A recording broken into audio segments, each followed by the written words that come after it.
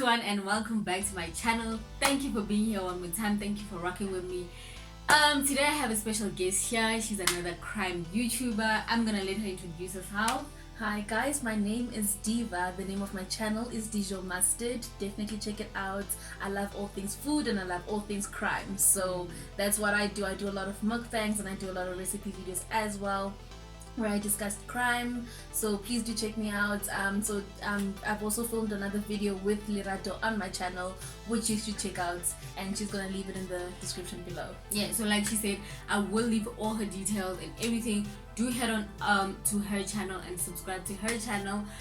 So today's video is about Adam and Eve. So these are two teenagers who lived in Pretoria, and obviously Adam and Eve are not their names.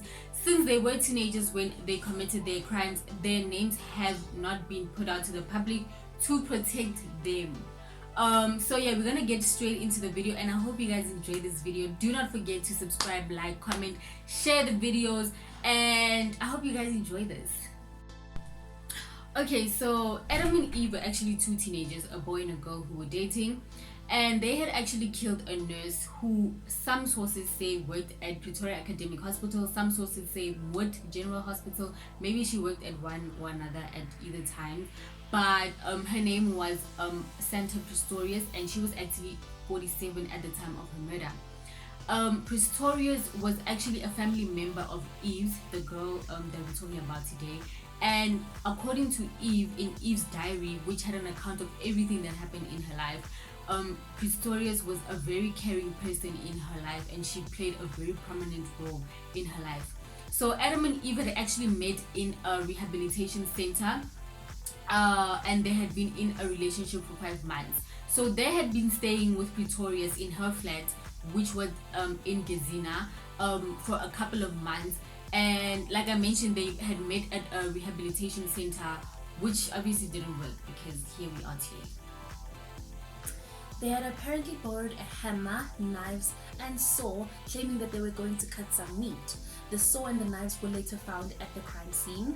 On the night of 7th June 2001, Eve got into a fight with Pistorius because of Adam, who had been there during the weekday, whereas he was only allowed to be there during the weekend.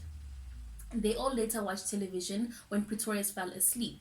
According to some sources, Pistorius apparently woke up to find the couple making love. So we're not sure whether this is what woke her up or a knock on the door. When she found them making love, she decided to discipline them. Yes, this then angered the boy, which started the altercation.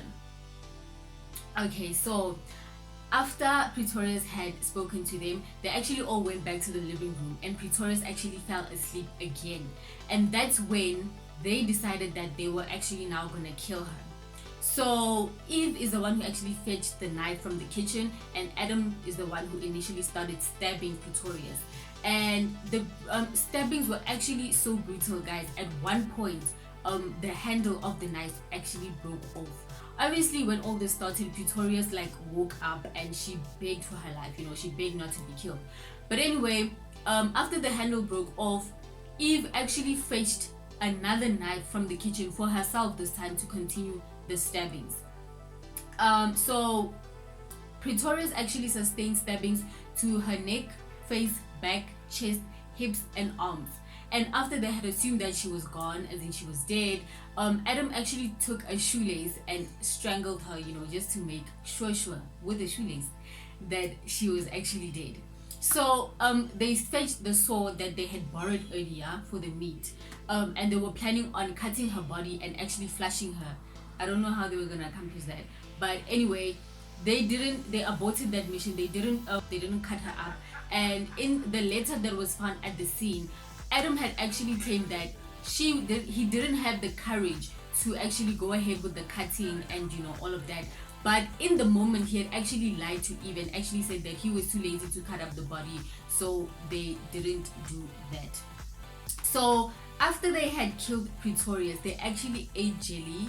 They had sex. Sex is clearly important to these two, and they bathed a couple of times. The body was discovered in the blood-splattered flat on July 11th, hidden in a duvet behind the sofa, in white socks and bloody panties. She was found after her 23-year-old daughter had reported her missing. The couple wrote a letter which was found at the crime scene, and it was signed Adam and Eve, along with several blood-stained objects. The letter formed part of Eve's diary. They apparently stayed at the flat for another 2 days with the dead body. They both left the flat the day before the body was discovered, and there was a bizarre incident with the caretaker who saw them, and then they asked him, "Have you notified the family?" And obviously the caretaker didn't know what they were talking about. It appears they had both been panicking at this stage. They then went to a friend's place where they stole pistol and ammunition. So the next day after they stole the ammunition, they were actually out, looking for a lift, and they actually caught a lift from a man who was passing by in Hercules. Eve, sat in the front seat while Adam was in the back, and then during the drive, suddenly Adam put a gun behind the man's neck. And obviously this startles him, and he begs not to be killed as he has a little child, and all they wanted was to rob him. They wanted to take the car, and he unfortunately wasn't playing those games. He didn't stop the car, and so eventually Adam pulls the handbrake, and the car stops, and then the man jumps out of the car and takes the car keys with him, and he runs to a nearby house to call the police. So the two teenagers obviously get away, but then they actually eventually ended up being arrested. Eve was 15 and Adam was 17 when the murder occurred. They had committed other offenses such as stealing the pistol and attempted hijacking. Their trial was held at the Pretoria Regional Court. The police suspected that Satanism had played a role in the killing because there was also a mug that had blood stains on it, but it also had blood inside of the mug. There was also macaroni strewn all over the bed, glass bowls with leftover food, and a pair of spectacles found in the flat. Their diaries both showed that they lived a life full of unrestrained sex, drugs, alcohol featured prominently. They had no respect for any authority. They both came from dysfunctional homes and were let down by the school system. When Adam was in grade 2, he was kicked out of school for stealing some money, whereas he could have received some professional help. They were both sentenced a year later. Eve was now 16 and I think Adam was 18, and they both realized the seriousness and the consequences of their actions. The girl, actually, Eve, had said that they had smoking heroin earlier the day of the murder. They pleaded guilty to charges of murder, robbery, and aggravated circumstances, and the possession of an unlicensed firearm and ammunition. A cleaver and 2 steak knives were found at Pretoria's crime scene.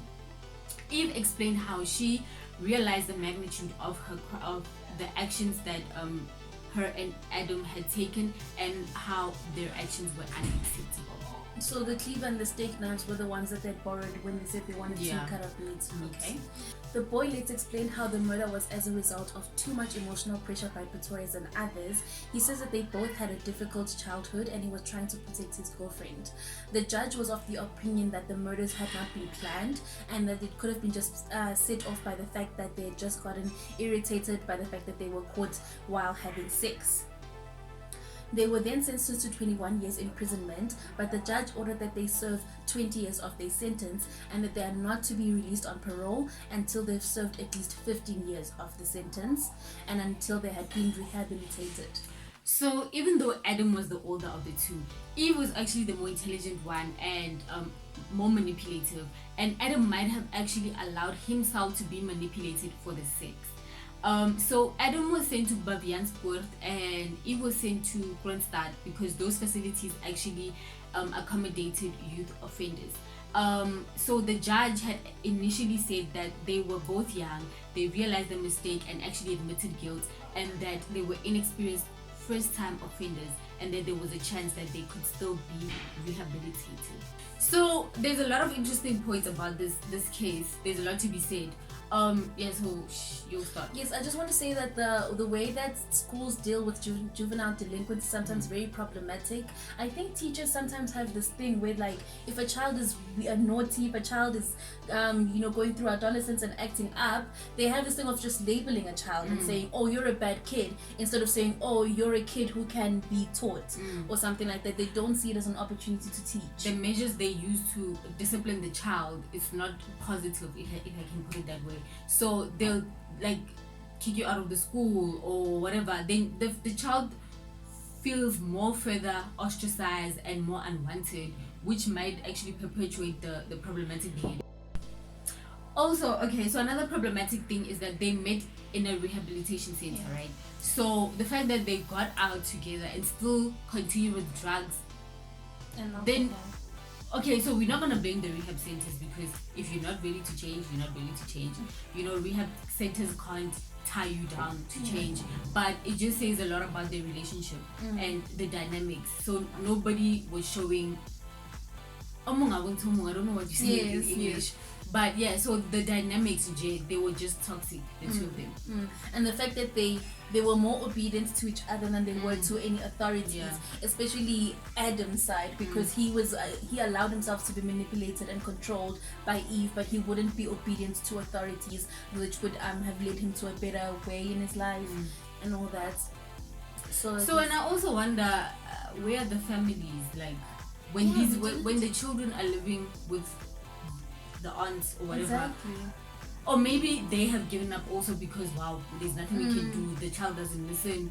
There's a lot that goes on actually behind children becoming delinquents and actually escalating to killing and stuff like that. But children can be difficult, and I think that's a reality that people have to accept when they have children, is that, look, you're not going to always just say do this and then they're going to do it, and you can say stop doing this and you're going to stop doing it. You have to understand that a child is going to be a very difficult, it's going to be difficult to raise, and so you have to be able to accept and work through this, and you just cannot give up on a child. I think that's very important to note, that you can never ever give up. Not a system, not a parent, not a rehabilitation center, nobody can ever give up on a child. And I think it's just unfortunate that she lost her life to something so senseless. And you think about it today and you're like, they killed together and they're not together today. Yeah. The love is probably gone.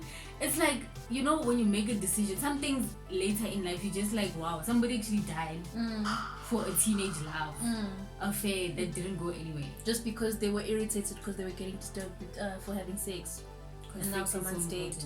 And now someone's dead. A family member at that, not even a stranger. Someone who hosted them in her own house. Somebody who let you in. Dude. So yeah, drugs can play a number on your mind actually. Yeah, that's another. It goes back to the case that we discussed on my channel actually, that drugs diminish the decision-making abilities, and it's what happens here as well. It diminishes it. And I think also the age plays a factor. Yeah. The fact that the drugs plus the age, chaos. Because at least in your case, they were older. They were parents. So yeah, the reasoning capacity could have been better. Okay. So head on over to her channel to see what we are talking about. So that, ladies and gentlemen, is the story of Adam and Eve, and I hope you guys enjoyed this video. It's very interesting. There's a lot of dynamics to it. There's a lot that could be said. So yeah, I hope you guys enjoyed this video. I hope it was informative, and don't forget to head on over to Dijomastered, and you will get all the information down below.